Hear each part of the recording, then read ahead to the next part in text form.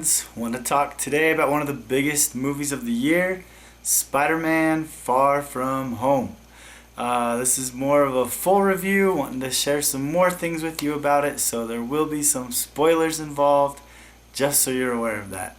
This movie's done really well. $370 million in the domestic box office, still going.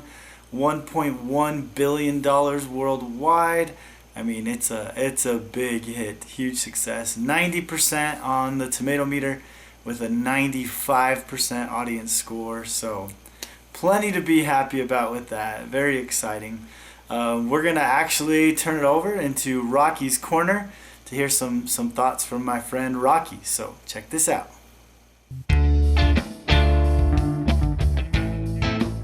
Hey guys, it's Rocky's Corner. I'm here to discuss a little bit about Far From Home. What a great movie. I loved it. And it was probably one of my favorite movies I've seen so far in 2019. So let's go over a few things. So first, it was a good twist that was not a twist. If you've ever seen you've ever heard of Spider-Man before in the comics, you've known Mysterio was an enemy. And I thought it was really cool that in their advertising they made Mysterio look like some good guy, only to turn some bad guy. But if you were really a Spider-Man fan, you would have known, yeah, he was a bad guy, something's going to happen. But I loved how through marketing and stuff it made it seem like he was a good guy that turned into a bad guy. So it was a good twist. I like that a lot. Which actually brings me up, Mysterio is one of my favorite villains ever. And honestly, one of the main reasons why, he's just so cool. Like, he uses technology and illusion tech to do illusions in real life. Like, there's one thing to do filming and CGI to make it look like it's real, but it's another thing to make real life seem real, even though when it's fake. So I thought that was really cool. I thought it was a very modern approach to a villain, because now, these days, that's a real issue with deep fake technology and all of that, where we're having a hard time with finding that, like, what is true and what is not. So I thought that was a really cool villain. Very great humor. I thought it was so funny. The first time I went, I was just laughing the whole time. It was great. I just loved all of it. So I thought that was really good. So great job on the humor. It felt like a Spider-Man movie. I'm not saying the other ones didn't. All I'm saying is that it was just so action-packed. He built his own suit. He was just the hero. It was good. Like, in Homecoming, it was a Spider-Man movie too, but I felt like, with Iron Man there, and it didn't really feel as like an origins movie. It was just kind of a not as important movie, if that makes sense to anybody else. But for me, I felt like Far From Home was like, that was his origin. Like, he needed to step up as Spider-Man. And he did, and it was great, and I loved it. One thing I really liked about this movie was the romance between MJ and Peter.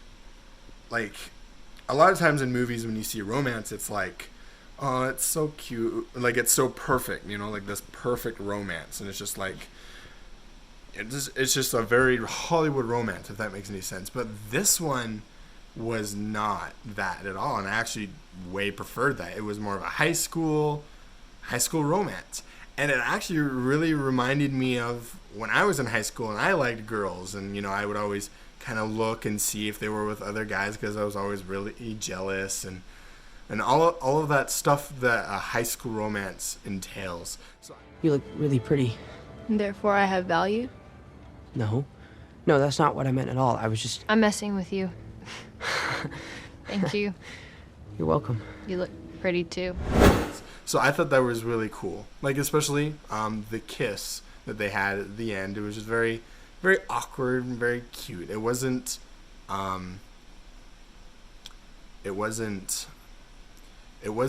perfect. It wasn't like the sun was in the perfect spot or anything. So that was a good job. I really like that. Some cons, it was actually funny. I was actually taking a little while to brainstorm this, and I couldn't think of anything wrong with this movie. So I bet there is. I mean, like, no movie's perfect, but in my sense, I loved every single bit of it. I'm sure Eric is going to expand a little more on what I say, on what he thought. So he might have something that he maybe didn't like at first, but I thought it was great. And I encourage all of you to, once it's out on DVD, to buy it and to watch it a million times and all that. So, yeah. Awesome, that's way cool. Thanks for sharing those thoughts. And yes, I agree. Mysterio was a very, very cool villain. And no, not a twist. Looking at it, I mean, you know he's a villain. You know something's going on here. I felt like it kind of was like a syndrome thing. Just by watching the trailers, you know, where he kind of set everything up to make him look like a hero. But the twist was really in how he did it and what his motivation was. Like you were saying, that illusion tech, like just what? Mind-blowing. That was super cool. That was a great twist. I totally agree with that. And man, when that was revealed, when he was, you know, explaining that to the audience in a sense, and we got to see that insight into why he was Mysterio and what was going on, that's when the movie really took off for me. I mentioned in my initial reaction how I felt like, you know, that it was a little slow for me at the beginning, but once we got the Mysterio story and what was going on there, man, it really took off. And just the visuals of it, holy cow, it was so cool. I was totally geeking out about it. That first time that Spider-Man confronts him, that scene was amazing.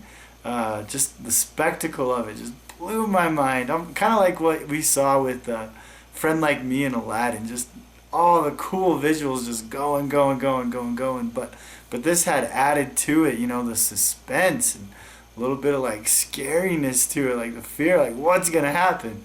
So really cool. Kind of made me think like what would it look like to see, you know, Scarecrow and Batman with this level of visuals and CGI and the technology which has come so far since Batman Begins. But hey, I heard there might be some Scarecrow going on in the new Batman movie coming out in a couple of years. So maybe we'll see some cool stuff like that. But yeah, that was super awesome.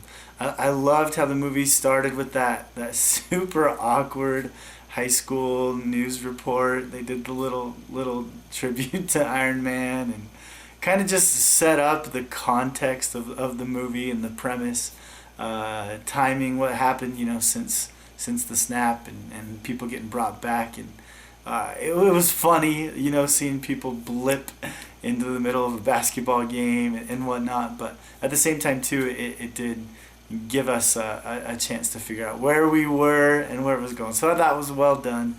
And I did just kind of love the Iron Man references throughout it.